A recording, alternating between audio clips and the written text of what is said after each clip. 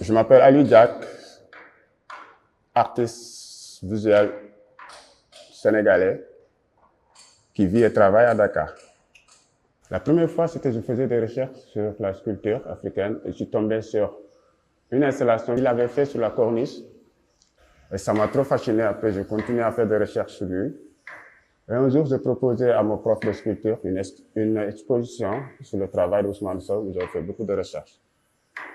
Pour moi, c'est, pour ne pas dire Dieu, parce qu'il y a un seul Dieu, et il est parti, il n'est pas Dieu, mais c'est le seul sculpteur qui m'impressionne, franchement. En tant que jeune artiste, on sculpte quelque chose, on prend la pierre. Avant, on parlait de sculpture, on parlait du bois, de la pierre et tout ça. Mais lui, je pense pas que c'est un sculpteur. Pour moi, c'est quelqu'un qui, en fait, qui essaie de recompositionner le corps humain, en fait. Créer, c'est faire à partir de rien. Et fabriquer, c'est faire à partir de quelque chose. Et toutes les matières qu'il utilise, bien vrai qu'on le connaît pas, il est parti avec son secret, mais il utilisait tous les éléments de la nature. Donc, c'était un fabricateur. Comme on dit souvent, Dieu a fait le monde et les hommes ont fait les détails.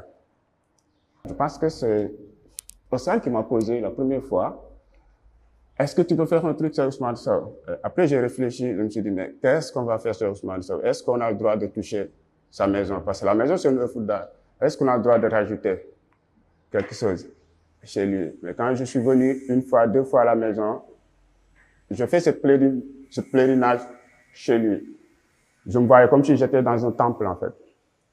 Et c'est là que j'ai commencé à réfléchir. Et j'ai lu beaucoup de livres de lui et j'ai entendu un truc. C'est quelque chose qu'il avait dit. Il dit, je raconte une histoire et je veux que chacun de vous raconte son propre histoire dans mon histoire. C'est ça qui m'a poussé à essayer de raconter mon histoire dans son histoire.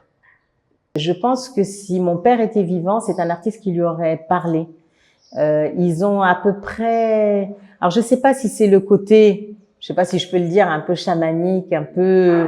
Est-ce que c'est ça? Mais je pense que oui, pour être très honnête. Bon, effectivement, mon père était de confession musulmane, mais était très attiré par le bouddhisme, par toutes ces croyances et toutes ces religions un peu pas forcément pas du tout africaines. Et je pense que est-ce que c'est ce côté chamanique qui aurait fait, je sais pas, mais pour moi, quand je l'ai vu, je me suis dit, je suis sûre que s'ils s'étaient rencontrés dans la vraie vie, ces deux-là, ça aurait matché. Ouais, là où nous sommes ici, c'était sa salle de méditation, ou bien la salle de prière. On pouvait l'appeler salle de prière, mais pour mettre tout le monde à l'aise, il avait choisi salle de méditation. Pour qu'on sache que ce n'est ni une mosquée, ni une petite église, ni une petite mosquée. C'était un endroit où tout le monde pouvait se recueillir. Il y avait des règles dans cette pièce. Cette pièce, c'était la salle de méditation. Pour y accéder, il y avait des règles. Il faut enlever ses chaussures, on n'y filmait pas, ainsi de suite. En fait, pour moi, c'est le maître, en fait. Je ne sais pas de lui ressembler, mais j'essaie d'apprendre et de comprendre. Et l'idée de cette expo qui s'appelle Pèlerinage, parce que, vu comment on installe les œuvres, déjà d'or, on met jamais une œuvre d'or en plein soleil, parce que Ousmane Sow, il mettait ses sculptures sur le soleil. Il le mettait jamais, presque rarement dans des galeries, dans le white box. Et pour moi, c'est la première fois de mettre mes toiles d'or.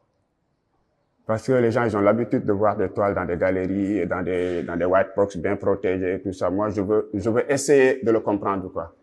Et quand on voit comment on installe les œuvres, les gens, ils vont tourner autour de la maison. C'est comme si ils tournaient autour du temple ou du Kaaba et tout ça. Parce que le fait de tourner autour de cette maison, pour moi, ça me donne l'idée, comme si je cherchais à comprendre, en fait, pourquoi, qu'est-ce qu'il a fait, pourquoi.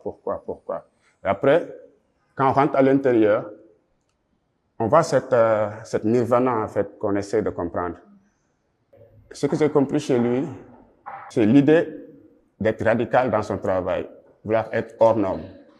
Quand on voyait les anciennes sculptures de Ousmane Sow qu'il exposait dans des villages, l'esprit du laboratoire Agitar, qui faisait tout le temps des performances, qui faisait tout le temps d'or et qui donnait accès à tout le monde.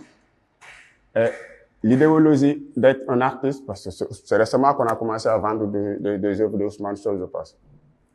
C'était comme Joe Wakam, c'était pas un artiste qui vendait ses trucs. Je pense qu'il avait ce lien commun. J'ai pas compris carrément ce qu'ils avaient, mais j'ai senti qu'ils avaient quelque chose, en fait.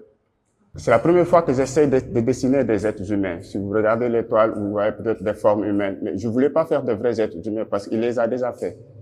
Donc, je voulais pas reproduire.